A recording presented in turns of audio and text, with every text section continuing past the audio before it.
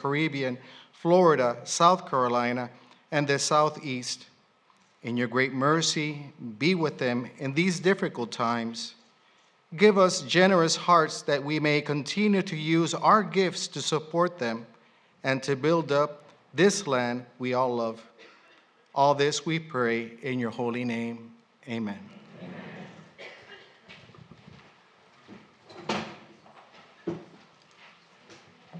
Thank you, Chaplain. I know that all of our hearts are with those who are affected by the hurricanes. So, good afternoon.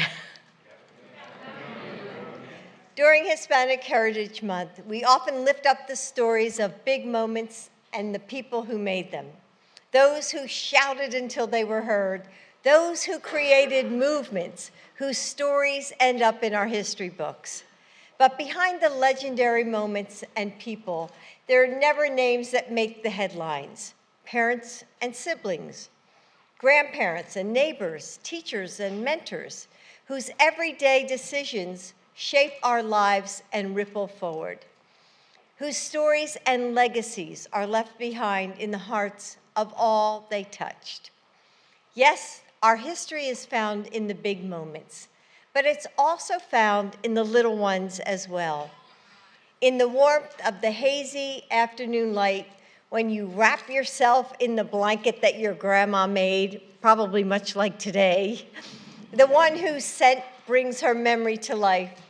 In the words you can hear in your parents' voice that tell you to be brave when it's the last thing you want to do. It's these small moments, tiny acts, that become part of who we are, that guide us forward and pull us home, that add up to a history bigger than any one of us. That history is here today. As politicians and poets, as artists and organizers, you shape our nation each and every day. And Joe and I are proud to stand beside you to celebrate your victories, big and small. This week, Ada Limon, the 2022 National Poet Laureate, the first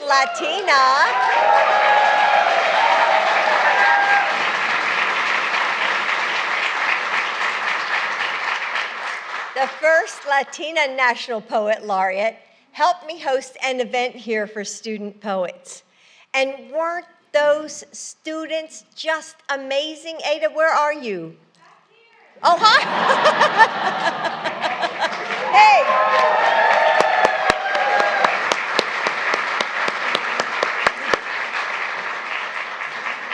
Okay, who put her in the back? And what I love about Ada's poetry is how she sees the sacred in the mundane moments of our lives. In her poem, Dead Stars, she writes, "Look, we are not unspectacular things. We've come this far, survived this much. What would happen if we decided to survive more, to love harder?" Beautiful, right?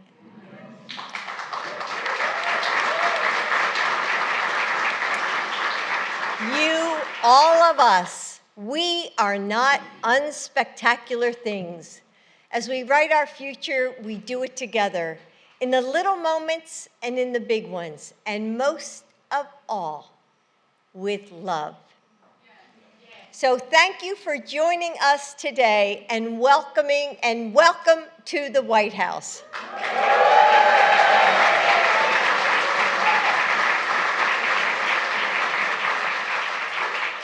And now I'd like to introduce our very spectacular president, Joe Biden.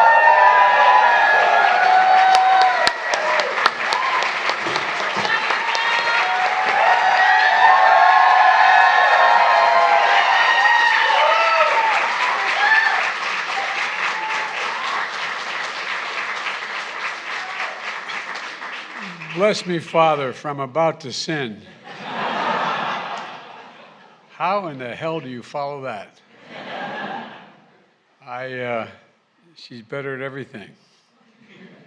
And I know that all our hearts are with those affected by the hurricanes today. We've mentioned that before, but it's real. I've been constantly on the phone for the last week with every local official, the governors, both states. There's a lot, and I know a lot of you have friends, not only in Florida, but Puerto Rico, that we still have so much more work to do in Puerto Rico. And this reception falls on very, very difficult times. A lot of you probably have friends that are in the midst of the eye of these hurricanes and the flooding, and they're in our prayers. You know, I gave an update to the country about where things stand today. We're doing everything we can in search and rescue, recovery and rebuilding, and I'm committed, and the country's committed, to do whatever it takes, as long as it takes. We're going to be there. Jill and I also want to thank you for being here today. You reflect the best our nation has to offer: public servants, advocates, artists, innovators, organizers, labor leaders. And I want to recognize our congressional partners who are here today. Pete, where are you, the vice chairman of the, there you go, Pete. I didn't see you there. Good to see you, Pete.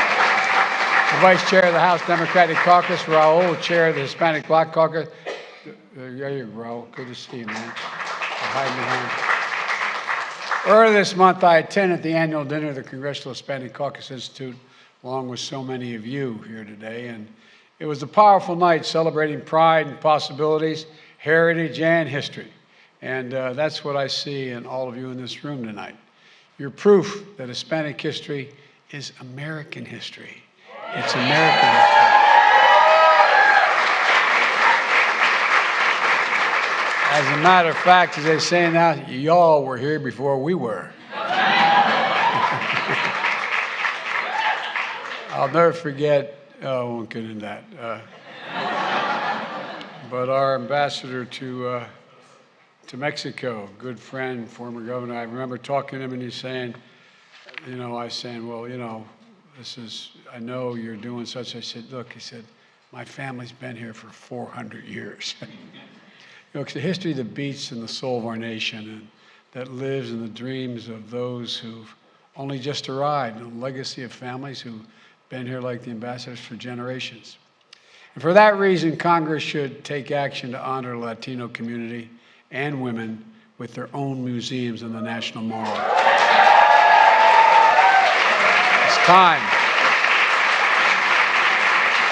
As a reflection of the important role each plays in the fabric of our nation, you know, in moments big and small, America is about how we choose to see one another. And we choose to treat everyone with dignity and respect that they deserve. That's what we're about. That's the vision, America, the vision that we have to choose together. And that's why in the depths of the pandemic, we fought to pass the American Rescue Plan, expanding the child tax credit and slashing poverty over 40% among Latinos at the lowest rate on record. Under the Secretary Cardona, we safely reopened our schools, and absolutely necessary for all of our kids, including the 1 in 4 children in public schools that are Latino. 1 in 4, 25, almost 26%. Tell those who have a different view of us to hang on, man, we're coming. Look, and we're canceling $10,000 in student debt, $20,000 you had a Pell Grant.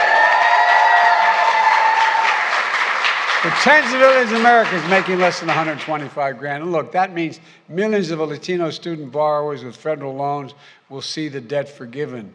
A game changer. It'll be a game changer. And under Secretary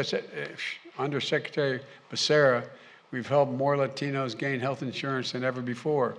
And in the face of the Supreme Court's extreme decision on Dobbs, we've taken access to protect access to health care for women and their fundamental rights.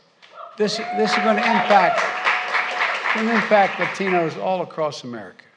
And under the Small Business Administrator Guzman, Latinos are now starting new businesses at the fastest rate that's occurred in 10 years. And look, We've created nearly 10 million jobs since we came to office, the biggest one-year drop in Hispanic unemployment ever in America. And together, with members of Congress here, we also passed the infrastructure law to modernize roads, bridges, ports, public transit, just to replace poisonous lead pipes so every child in America can drink water out of the faucet or at school at the fountain and have clean water. Look, folks, these are basic things, but this is the United States of America, for God's sake. And we passed the historic Inflation Reduction Act, slashing the cost of prescription drugs, health insurance, home energy, and finally making big corporations begin to pay their fair share a little bit. And the law makes the biggest climate investment ever.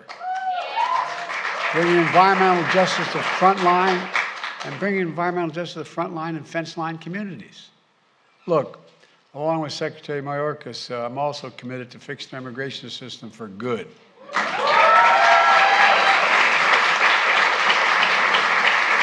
Providing a pathway for dreamers. Can you imagine maybe some of you were dreamers? It's like, I don't know what people expect to say when your mom's taking you across the Rio Grande and say, no, Mom, I'm staying here. I'm not going. I'm going to make my choice. Come on. This is bizarre. The temporary status holders, farm workers, and essential workers as well. We have to do more to modernize our laws so business can get workers they need and families don't have to wait decades to be together.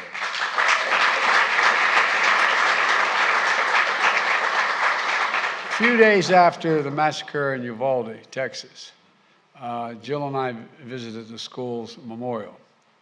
Spent over 4.5 hours with the family members. We stayed and spoke to every single family member in that room. We attended service at Sacred Heart Catholic Church. Just as we were leaving, a grandmom, as we were leaving the church, who had lost her granddaughter, gave me a handwritten note that I didn't get a chance to read in the aisle till I got out of church. And it said, Mr. President, please erase the invisible line that's dividing our nation. Erase the invisible line that's dividing our nation. Whether it's for the people of Uvalde or El Paso or the places that never make the news, together with you, we are going to erase that invisible line. We have to do that. There's no option. Together we passed and signed the first meaningful gun safety law in 30 years. Now we're not stopping there. I'm coming back. We are going to ban assault weapons again. I did it once, and I'm going to do it again. Let me close with this. I've always said America is defined by one word. I've spent more time with Xi Jinping than any world leader has. We were in the Tibetan Plateau, he and I, and he turned to me, and I had an interpreter, and he had a simultaneous interpreter as well. And he looked at me and said, can you define America for me? I said, I can. In one word, possibilities. Anything's possible here. Anything.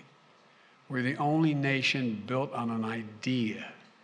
Every other nation is built based on geography, ethnicity, or religion, or whatever, but we're the only one based on an idea. We've never fully lived up to the idea. We've never walked away from it.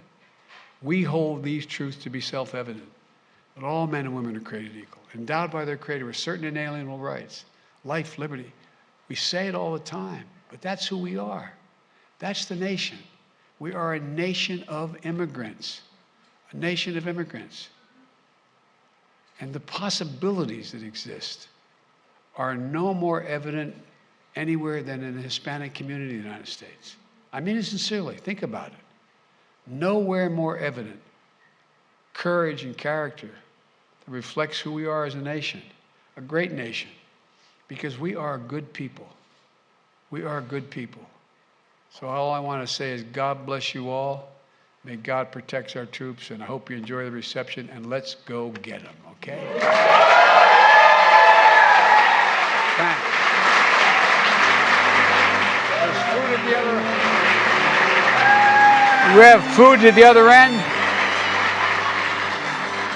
We have food the other way, right? I think so. So you can stay here and not eat, or you can go down the hall the other end. There's food. Again. Oh, by the way, I just want to say this again. Think about it. Think about it. Not a joke. When in American history has there been a circumstance? Can you turn this mic on for me? When in American history has there been a circumstance where one ethnicity has the potential to have such a profound impact on the direction of a country? Not a joke. 26% of every single child who's in school today speaks Spanish. 26%. We've had large waves of immigration before. But the thing is, you just have enormous opportunities to make this country so much better. And I really mean it. I really mean it. And so, as my father would say, let's go get them. Thank you.